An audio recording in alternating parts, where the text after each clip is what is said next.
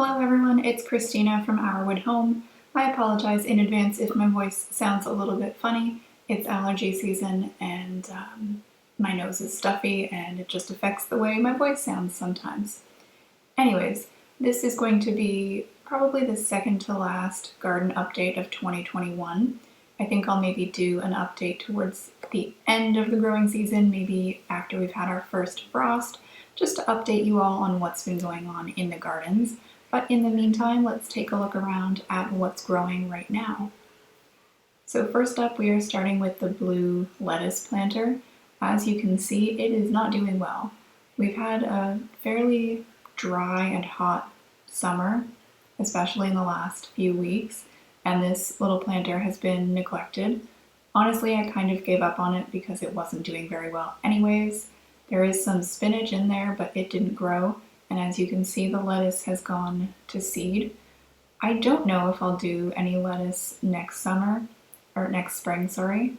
It does pretty well in other spots, but I'm just not sure if I'll do it. I think this space especially could better be used. I'm not sure what I'll plant here, but I guess I'll figure that out next season. Moving on to the main vegetable garden. This one is doing very well. After shooting this clip, I harvested my potatoes and I'm going to be harvesting the beets soon. I just need to figure out where exactly I'm going to be storing them because I want to keep them in the basement somehow. So the potatoes are definitely ready to be harvested. The plants are dying out. This row is looking okay, but that one is definitely all shrivelly. So I decided just to dig them all up and I got a fairly good haul, so that's pretty exciting. I did have a lot of damage from slugs, as I talked about in my last video, but I didn't see any on the plants now. I definitely saw a lot underground when I was digging out the potatoes. I'm not sure if I should maybe plan better next year and set some traps in advance, but it seemed to be okay this year. As I said, the beets need to be harvested. They're quite large.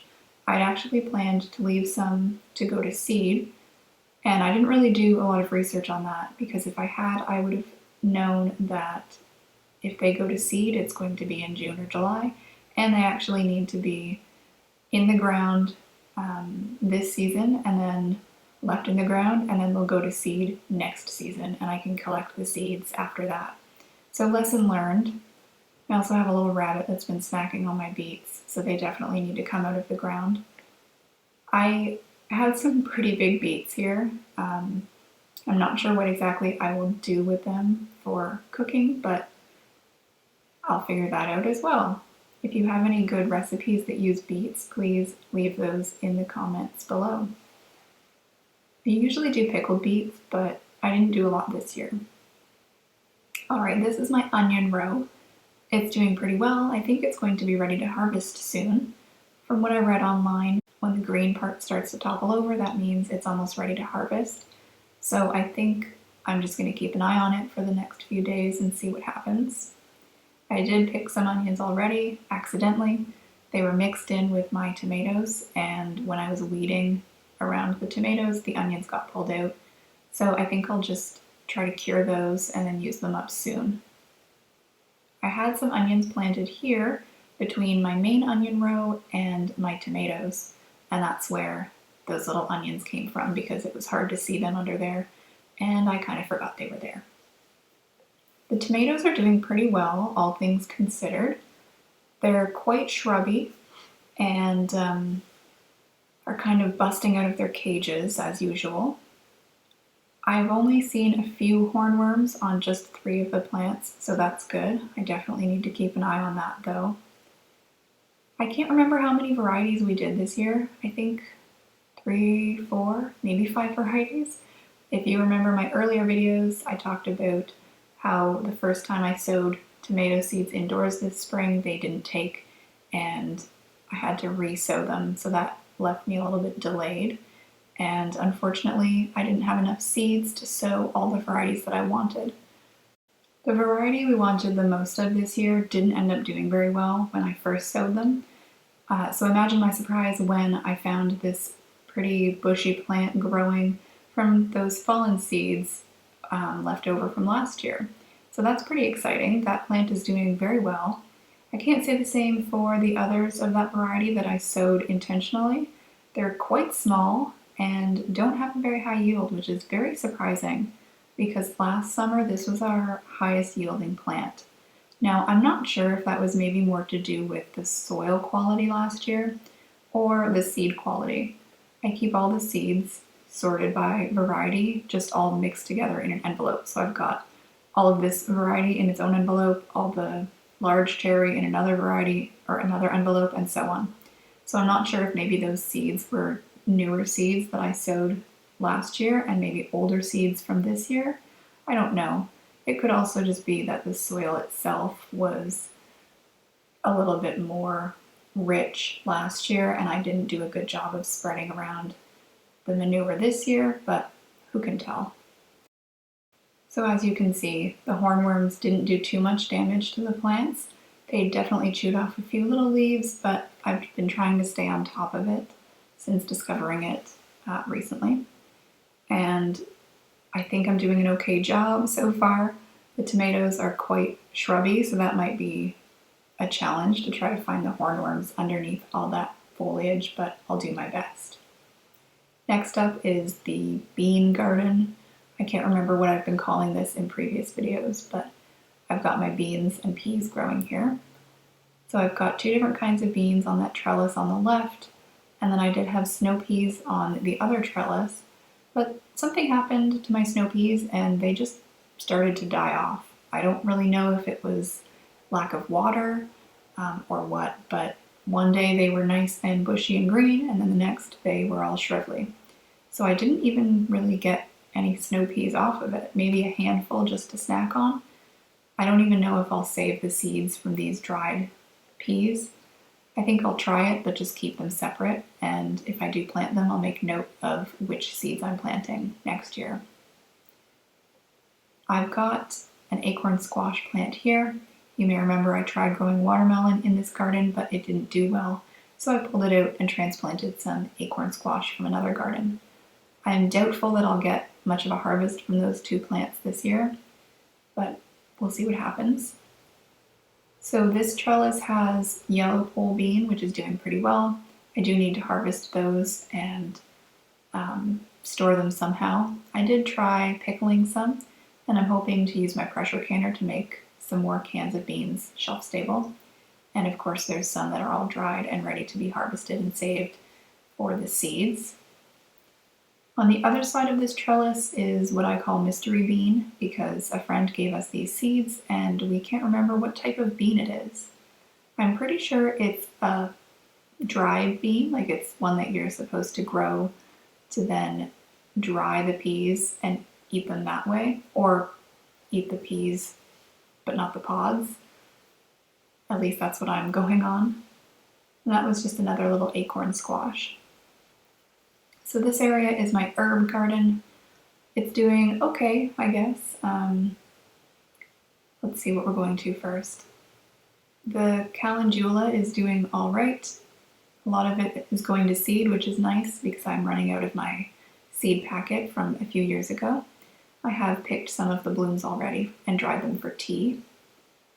My spearmint is interesting. I planted it here last year where this tag is, and it didn't come up again in the spring. But then I discovered it growing in two different places of this garden. So I'm thinking spearmint has a runner root system, and that's why it's popping up in places that I didn't necessarily plant it. The Echinacea is doing surprisingly well. I don't usually get a good yield from them in the other spot that they were located in, but when I decided to transplant them to this garden, I figured it probably wouldn't do very well for the first year, so I'm quite pleased that I've been able to get some flowers. This is, I think, a basil plant that I dug up from our yard, and some parsley that I sowed from seed. I don't really use parsley very often. I'm not sure why I'm growing it, just because, I guess. But I think I'll harvest it and dry it and just use it in stock and stuff. So that's a lemon balm. I'm not really sure what to do with it, but it was on sale at the garden center earlier in the summer, so I bought it. Again, if you have suggestions for how to use that, I'd be happy to hear those in the comments. Here are my sunflowers that I planted from birdseed. A lot of them are getting ready to go to seed, but we've had some little goldfinches trying to steal those seeds, so I'm gonna have to cut the heads and bring them inside to dry because I do plan to save these seeds both for planting and for my chickens. Next up we have the big patio planters. This one is, what's here? This is zucchini. I bought 2 zucchini seedlings, maybe 3 zucchini seedlings in the spring, and 2 of them took. This one is the smaller of the 2. I've only had, I think, 2 zucchini from it so far, and I picked them when they were about 7 or 8 inches long. The plant next to it is quite shrubby. As you can see, there's a huge difference in the leaf size, and I've had a fair number of zucchini from this plant. So far all I've been making is zucchini bread because I don't really like the taste of raw zucchini or the texture of cooked zucchini in chunks, but it's good in the zucchini bread. I did shred a bunch and dry it, so I'm hoping to use that in sauces and such over the winter. This plant is doing pretty well. I'm hoping to be able to get some more zucchini and let them mature fully and save those for seeds. I planted a bunch more onions, but only a few have survived, and this was just kind of a last minute decision because I had a bunch of onions still to be planted and I was running out of space in my other gardens, and this was a nice big open space, so I took advantage of that. This is the acorn squash that I planted from seed. Earlier in another video I complained about feeling like the garden was defeating me because it wasn't growing very well and a lot of the seeds I had sown just refused to germinate. And the acorn squash was one of them. I'd actually planted several in the opposite planter but moved them over here because there was more room, and I'm really happy to see that it's doing pretty well. Once these are mature, I'll be storing the acorn squash in our basement pantry.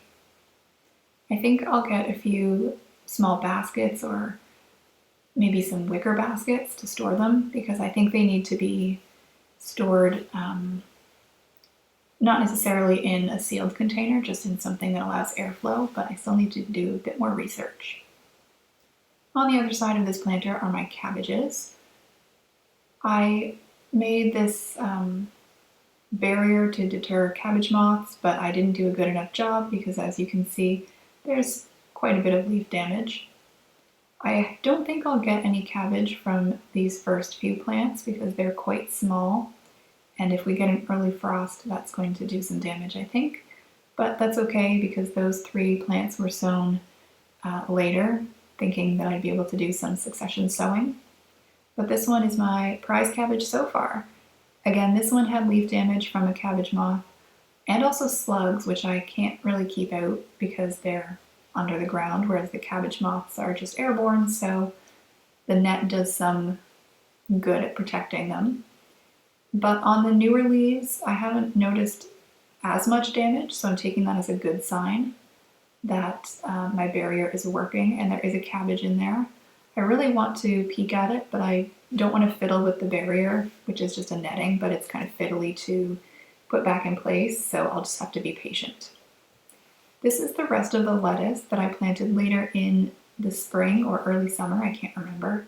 It's doing pretty well, but I'm noticing we don't really eat a lot of lettuce. We eat more spinach or kale, so I don't think I'll sow as much lettuce next year. My spinach did okay, but it's not great. We had a very small harvest from it.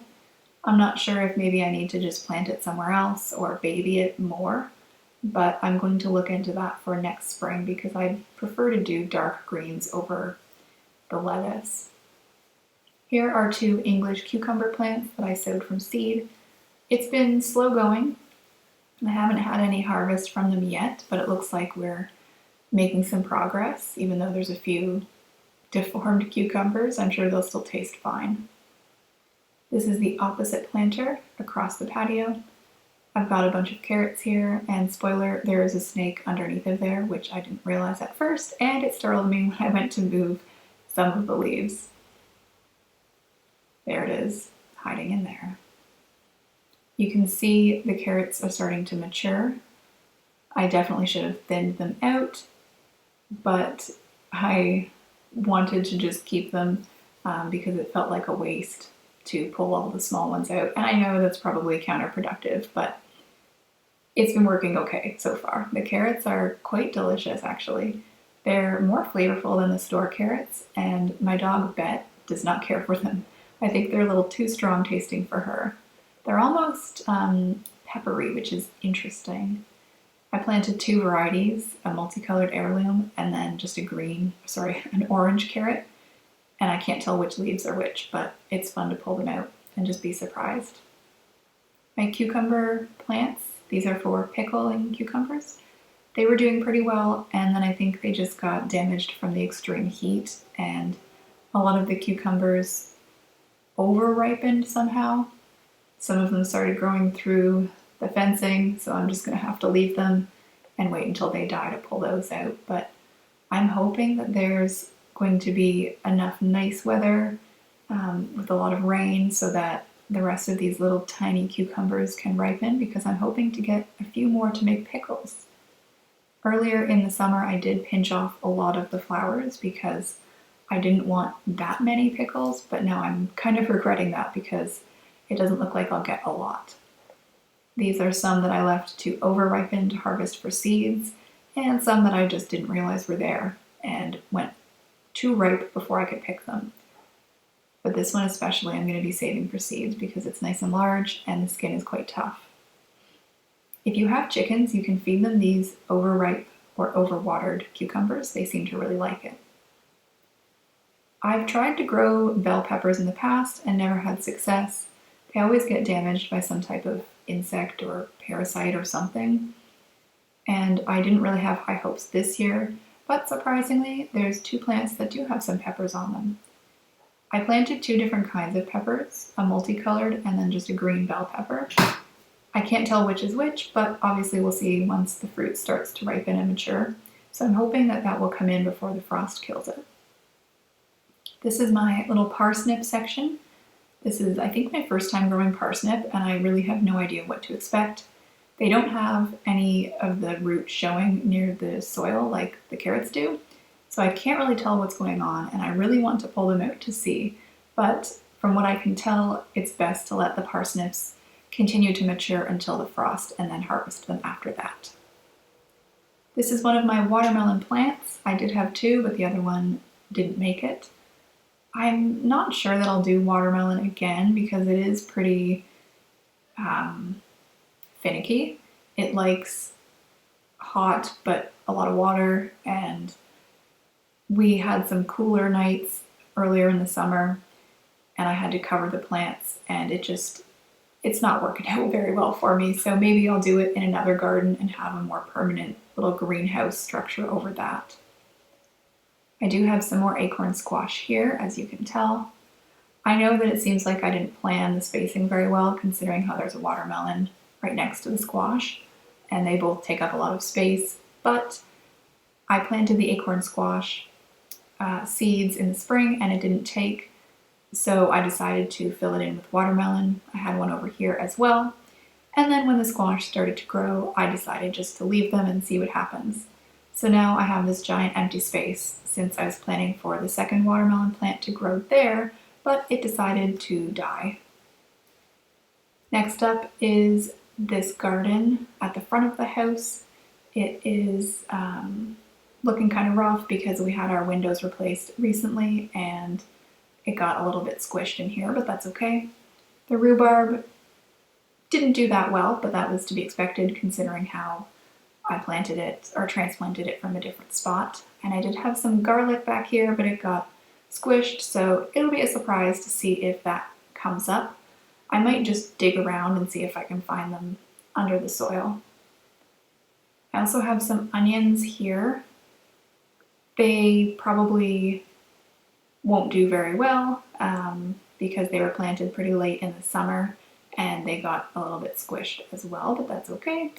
This garden was kind of an experiment because it was previously a flower bed and now is a garden for vegetables. I did plant a cabbage here just to see what would happen, and it didn't do very well. This garden doesn't get a lot of sun and it's very, very dry, so I shouldn't have expected much from it, but it was still a learning experience. And here is more garlic that we got from a friend, and I think it's going to be ready to harvest soon. When I transplanted the Echinacea from a different garden, I also moved some of it here just to see where it does the best, here or in the backyard, and it seems to be equal, which is nice. This one I think I'll save for the seed, and those two I already picked and have drying in the house. That one doesn't have any flowers yet. Moving on to what I call the new planters of the backyard. So this one I have some pumpkin growing here. I didn't plan this very well because I know pumpkins get quite large and I for some reason thought they'd be able to fit in this small planter. Lesson learned. It's doing okay. I did pick off a lot of the flowers to try to encourage growth on just a few pumpkins so that I can make sure that I actually have some type of harvest this year, since this plant is a fair bit smaller than the other one. But so far I've got this pumpkin, which is a pretty good size. I don't know how big it's going to get until it's mature because it's just from a grocery store pumpkin, but those are pretty large, the carving pumpkins. This is a surprise tomato plant that's been growing here. It's the variety that we wanted to be growing in the garden, so it's a nice surprise to have it here. And up here is my Swedish snow peas that a friend from Sweden sent me. These were doing really, really well at the start of the spring. They were doing so well that we had to add another layer of fencing above them just so that they could reach up high enough. And then the plant started dying pretty early, which was surprising. But I guess maybe that's normal for this plant. I've never grown it before and I can't really find a lot of information about it online. But we've decided that they're going to be just for peas. We're not going to be eating the outer part of it. So I'll dry those and save them for soups and stews. This is my other pumpkin plant. It's quite large. I don't know what I was thinking that it would be able to fit between the fencing and the planter, because there's definitely not enough room for these giant pumpkins, but this is okay. There's a lot of nice space down here for them. There's 3 on this plant so far, all of different sizes, and I'm pretty sure it's an orange pumpkin, not a white pumpkin, because it's starting to turn orange, but I did have some white pumpkin seeds planted, so maybe the other one will be a white pumpkin. I don't know. I'm not sure if next year I'll plant them here or maybe try to find a better spot. This one seems like an okay spot. It gets lots of nice sun and it's easy to water, but as you can see it does take over a fair bit. I pinched off a lot of the blossoms on this plant as well, just to make sure that it would send its energy towards the vegetable instead of the flowers. I think this one might turn into another pumpkin, but I'm probably going to be pulling off those other flowers that are popping up just to make sure that the other pumpkins get enough time to ripen fully.